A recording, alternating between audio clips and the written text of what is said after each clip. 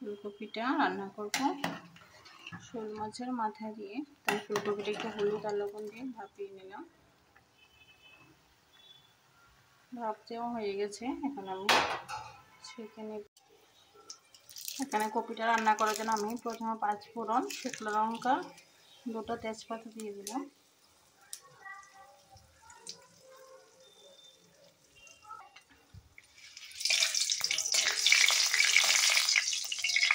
এগুলো ভাজা হয়ে গেছে।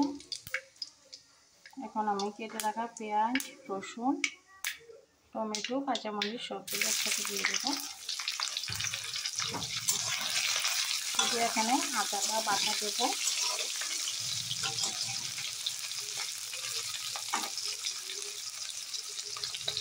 বাটা নিয়েছি 1 চামচ। এখন 1 চামচ হলুদ গুঁড়ো। আমি একটা মশলা করেছি, সেই মশলাটা দিয়ে দিব 1/2 চামচ। 1/2 চামচ জিরে,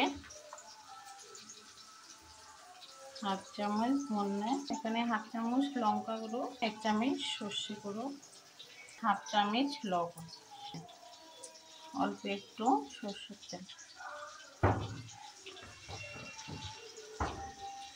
এখানে আমি একটু গরম পানি দেব, ঠান্ডা পানি না,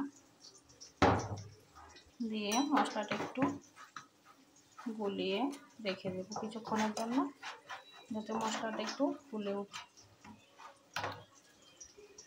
পেঁয়াজ, টমেটো, লঙ্কাটা মোটামুটি ভাজা হয়ে গেছে। এবার এখানে আমি ভাপিয়ে রাখা কপিটা দিয়ে দেবো।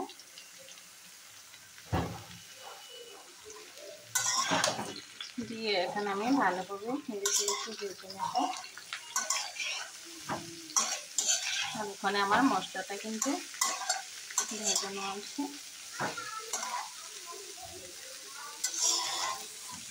চারিপাশ থেকে আমি নেড়ে চেড়ে একটু ভেজে নেব।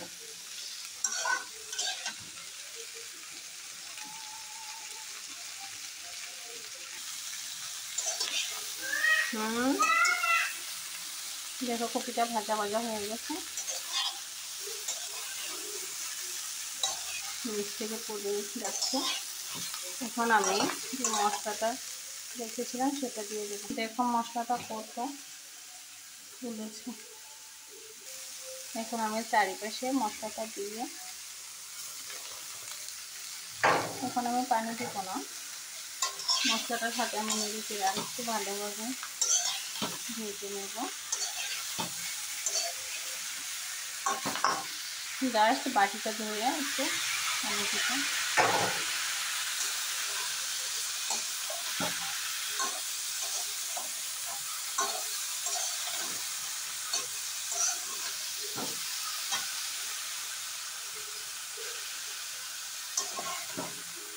আবার ভালোভাবে মশলার সাথে ভেজে নেব। এখানে 4টা শোল মাছের মাথা আছে, এখন আমি এগুলো দিয়ে দেবো ভেজে। মশলাটার সাথে মাথাটা একটু নেড়ে চেড়ে কষিয়ে নেব। তারপর আমি ডাল সেদ্ধ করছি ওটা দিয়ে দেবো। আচ্ছা, এখানে আমি কোনো কাঁচা পানি অ্যাড করবো না।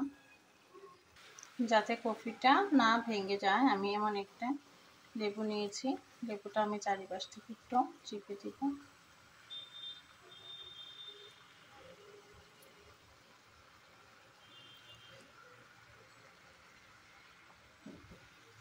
এখন আমার লেবুর রসটাকে ভালোভাবে মাছের মাথা কপিটার সাথে মিক্স করে নেব।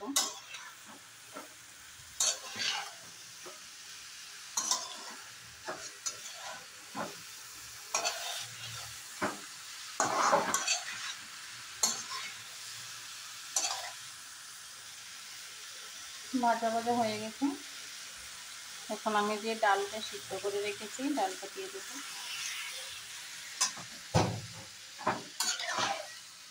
ডাল আলু সেদ্ধটা দিয়ে দিলাম।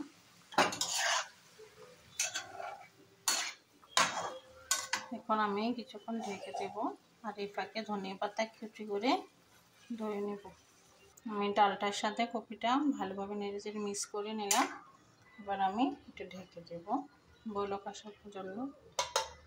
দেখো চারিপাশ থেকে ভালোভাবে বলক আসছে, এখন আমি আর একটু দিয়ে দেবো।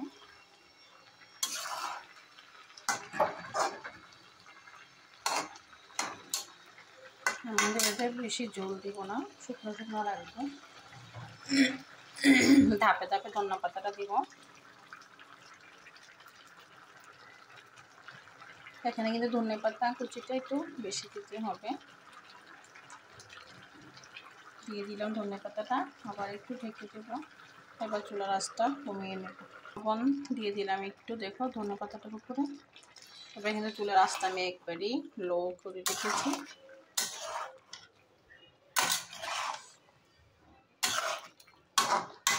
লবণটা দেওয়াতে একটু উল্টিয়ে নিচ্ছি।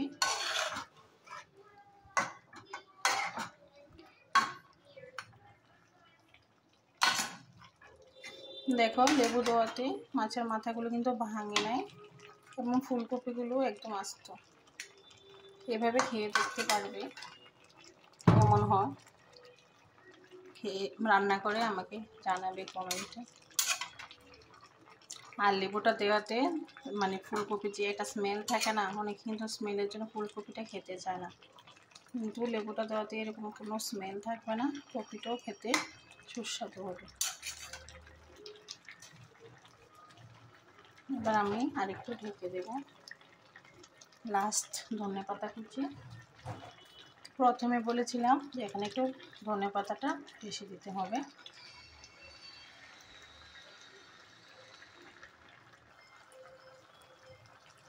দেখো একবারে ফাইনাল লুকটা, ফুলকপিটা হয়ে গেছে। এবার আমি নামিয়ে নেব, খাওয়ার জন্য একদম রেডি। আল্লাহ হাফেজ, আসসালামু আলাইকুম। আজকে পর্যন্ত। যদি কারো কোনো অংশ ভালো লেগে থাকে বা ভালো লেগে যায় তাহলে আমার চ্যানেলটা সাবস্ক্রাইব করে পাশে থাকতে পারো, এবং আমিও সবসময় তোমাদের পাশে থাকার চেষ্টা করি, এবং সবাই আমার জন্য দোয়া করবে, আমি সবার জন্য দোয়া রাখি। আজকে তো জুম্মার দিন, তো সবাইকে জুম্মা মোবারক বললাম।